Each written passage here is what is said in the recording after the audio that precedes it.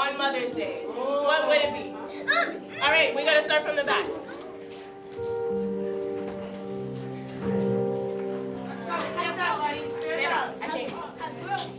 A grilled cheese? I think she'll like that. I like that. Okay. I think, what's your next one? Spaghetti with meatballs. Yeah, she like that?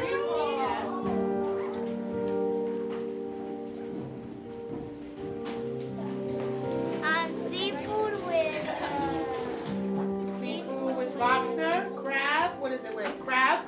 I think she gonna like that. Yes, you know. I might give my mom some pancakes with eggs. Eggs, okay. Didn't you say that was her favorite thing that you make? Nice. Yeah? Who's next? Go ahead, Who's Tiffany. standing? Dominican food and also go to the store and bake her a cake.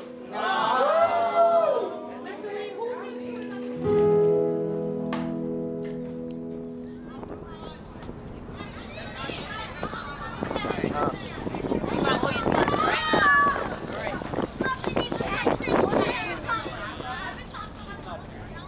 20 years ago, that was me. I would be one of those kids who are out there. My dad was in prison when I was growing up. There's quite a few stories I have, or memories I have, from seeing him locked up and then wondering why he couldn't come home with us after that visit. He's long been out. He passed actually in 2020. But knowing what our family went through during that time period. I'm from North Carolina, Burlington, North Carolina, which is probably 15, 30 minutes from Greensboro. In terms of economic stature, we didn't come from a lot. I come from a single parent household. I'm the youngest of 5 of my mother's children. My dad, I'm the youngest of 11. We have a big family, but because of that, there wasn't much resources to go around. The idea of hand-me-downs, that happens. I've always worked in youth development. From the moment I moved to New York City after graduating from undergrad in North Carolina, what really, I guess, was attractive to me with this particular position is the mission. We serve families who've been impacted by mass incarceration.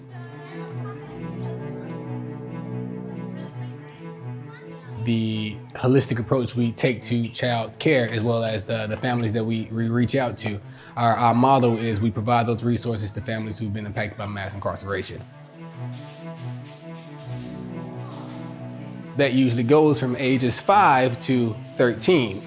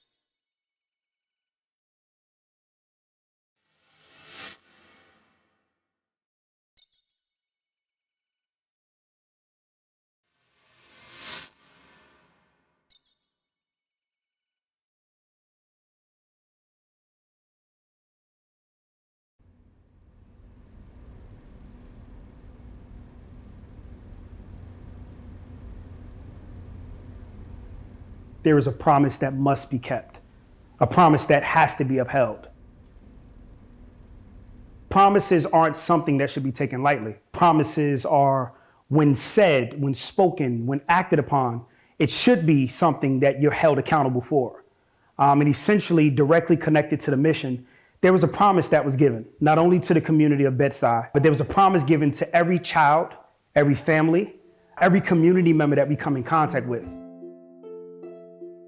Keeping the promise means that we will not stop and we will be relentless about doing all we can to help them in their direct impact from mass incarceration, through mental health support, through extracurricular activities, through academic support, being able to offer whatever support we can for the needs of our scholars and our communities and families.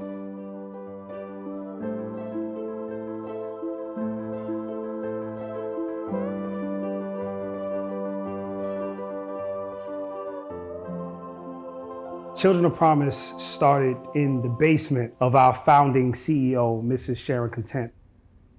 Ms. Content, who started out working on Wall Street, understood that there was a need for our scholars who particularly was being directly impacted by mass incarceration.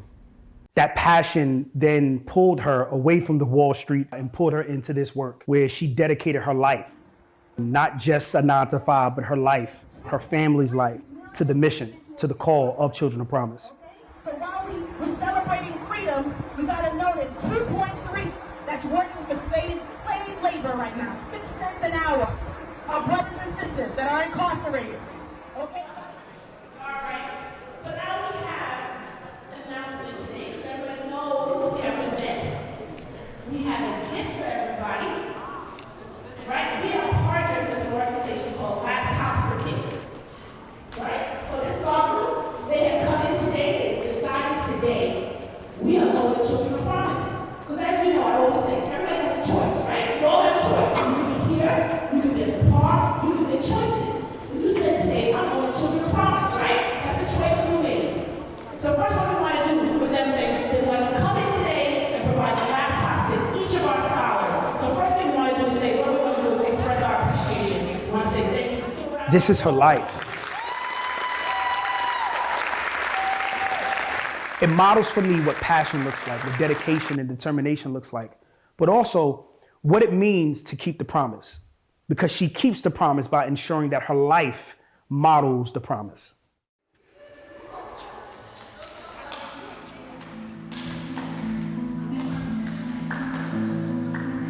The exorbitant cost just to speak to a loved one. There's a lot that is, I guess, misunderstood, that's not brought to light. And one of those is as if the family has to pay for the conviction of a loved one.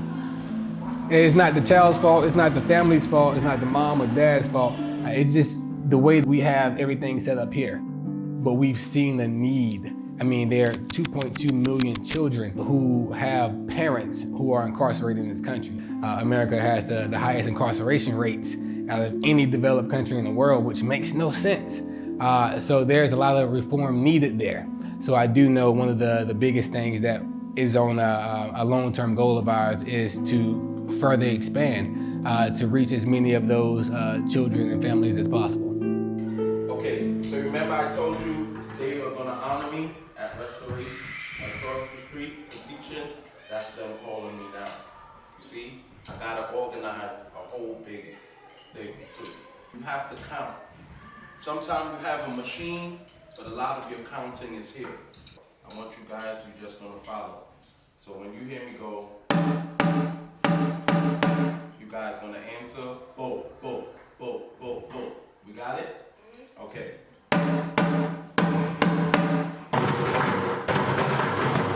Okay, now after you answer, boom, boom, boom, boom, boom, then you're gonna go, ba-da, ba-da, ba-da, ba-da, ba-da, ba-da, ba.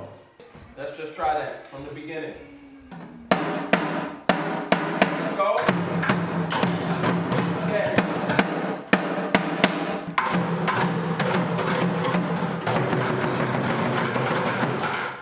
Right, very good. Okay, okay. Now you're gonna go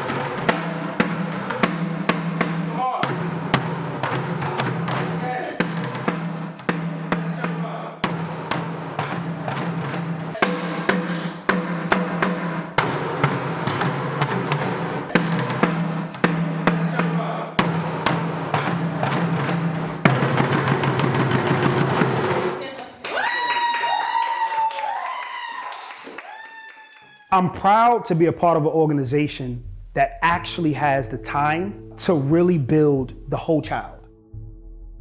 Formerly, I came out of the school system. I was a dean of students. And not speaking bad about the school system, but unfortunately, because of the setup of the daily schedule, it's not really that much time given to focus on building the whole child. Most of it is focused on the academic portion. So when our scholars have emotional outbursts, when our scholars are dealing with trauma that they can no longer keep within, but now it's showing outwardly, there's not typically enough time in the school day to focus on what they need. I always said, no matter what I do, I want to give back. I want to give back to kids who not only look like me, but were in the same predicament that I was when I was that age.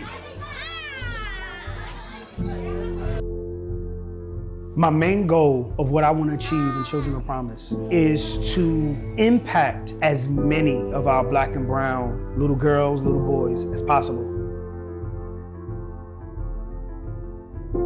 Love is not about being in control, but love is about how much you're willing to sacrifice in order to be there to support.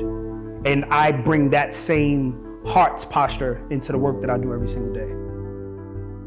These are the kids who make up our halls, who fill our building with laughter and joy. So it's great to see them succeed. Yes, you can go to college. Yes, you can graduate. Yes, you can get your master's. Yes, you can own your own real estate. Like, yes, you can do these things, but because you don't have that many examples who are coming back to show the way, I guess, it becomes more of a distant dream. It's something different to know that the impact can go beyond the community that you're used to and also impact other communities. I see this organization going beyond New York, able to impact other communities as well, who are not just Black and brown children, but communities who are directly impacted by incarceration. Unfortunately, incarceration goes beyond just our skin color. The mission is so powerful. I see this organization going so far, really just stretching beyond the gates to impact other communities.